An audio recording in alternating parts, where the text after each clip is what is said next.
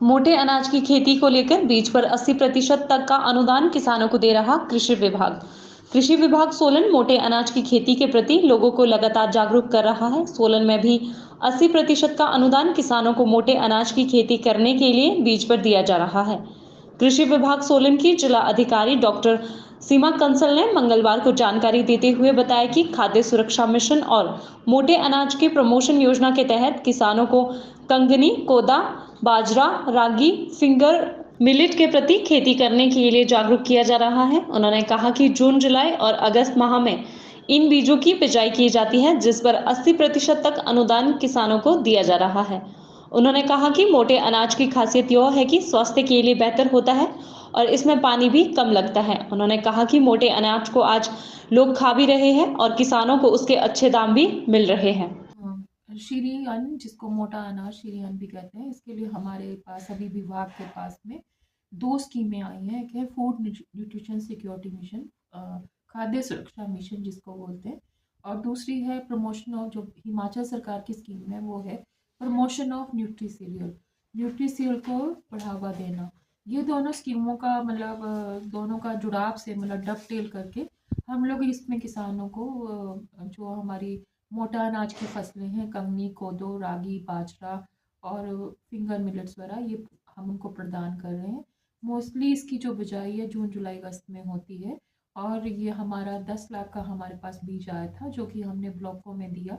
इसमें 80% का अनुदान था, जिसमें 80% अनुदान हमने सरकार की तरफ से था, इसको बढ़ावा देने के लिए, ताकि किसान इसको ज़्यादा से ज़्यादा मात्रा में अपने खेतों में लगाएं। इस खेती की एक ये भी खासियत है, क्योंकि अभी किसान भी समझने लगे हैं, इसमें एक तो पानी की कमी, पानी कम लगता है। इसको इस क्रॉप के लिए पानी की ज़्यादा मात्रा नहीं लगती है। तो जैसा कि आप सोच देख रहे हैं कि धीरे धीरे पानी की कमी होती जा रही है, तो ये वाटर रेजिलिएंट क्रॉप भी है।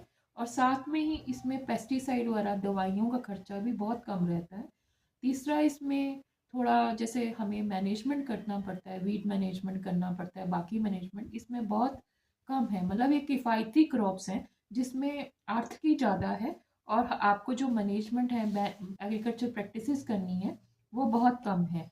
और इसमें जैसा कि आपको पता ही है, लोग आजकल काफ़ी न्यूट्री सीरियल की ओर जा रहे हैं, बाजरा खाते हैं या कंगनी, कोदो, रागी के बिस्किट्स आ रहे हैं, इवन आटा लोग खाने लगे हैं। और अपने उसमें भी पोरेज में भी मतलब दलिया वगैरह भी इसका खाने लगे हैं। तो ये काफ़ी महंगा बाज़ार में बिक रहा है। और इसी संदर्भ में बताऊंगी कि हमारा एक महिला शक्ति ग्रुप भी है, प्राकृतिक आउटलेट भी है, ये यहाँ पर सब्जी मंडी के सामने है।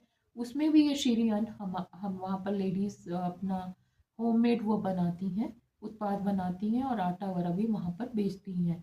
तो इससे किसानों को लाभ हो रहा है, किसान धीरे धीरे आगे आ रहे हैं। और हमारे सोलन में अभी एज ऑफ नाउ इसका एरिया भी बढ़ रहा है, 160 हेक्टेयर एरिया अभी हमने इसमें कवर कर लिया है। और आने वाले समय में, क्योंकि ये स्कीम जारी रहेगी अगले साल भी, तो मतलब इसमें आशा है कि इसका एरिया भी बढ़ेगा और लोग फिर से जो अपनी पुरानी पद्धति थी कि अपने अनाज के साथ, गेहूं के साथ मिलेट्स को लगाते थे, वो फिर से लगाना शुरू हो जाएंगे। क्या संदेशा देना चाहेंगे आप किसानों को? अ, जैसा कि मेरा भाई, किसान भाई बहनों से यही निवेदन है कि जैसे कि वो पुरानी खेती में इसको करते थे, इसलिए छोड़ दिया गया था कि भाई लोग खाते नहीं थे। क्योंकि अब बाजार में भी, क्योंकि मीडिया का ज़माना है, तो लोगों के पास भी अवेयरनेस है। और इतना महंगा वो अनाज खरीद रहे हैं, जैसे गेहूँ तो फिर भी 50 रुपये किलो है, अगर आपने बाजरा लेना हो, का आटा लेना हो, तो 200 रुपये किलो है। तो ये कमर्शली भी आप इसको एक अपना वो आजीविका का वो बना सकते हैं, स्रोत बना सकते हैं। तो ज़्यादा से ज़्यादा मात्रा में इसको आप लगाएं। और क्योंकि विभाग इसमें बहुत ज़्यादा अनुदान दे रहा है, 80% अनुदान दे रहा है, प्लस इसके लिए हम लोग थोड़े से कैंप भी लगा रहे हैं, ताकि डेमोस्ट्रेशन भी दे रहे हैं। डेमोस्ट्रेशन से उनको मालूम पड़ेगा कि इस फसल को लगाने से कितना लाभ है। सो यही हम उम्मीद करते हैं कि ज़्यादा से ज़्यादा किसान इसमें जुड़ेंगे।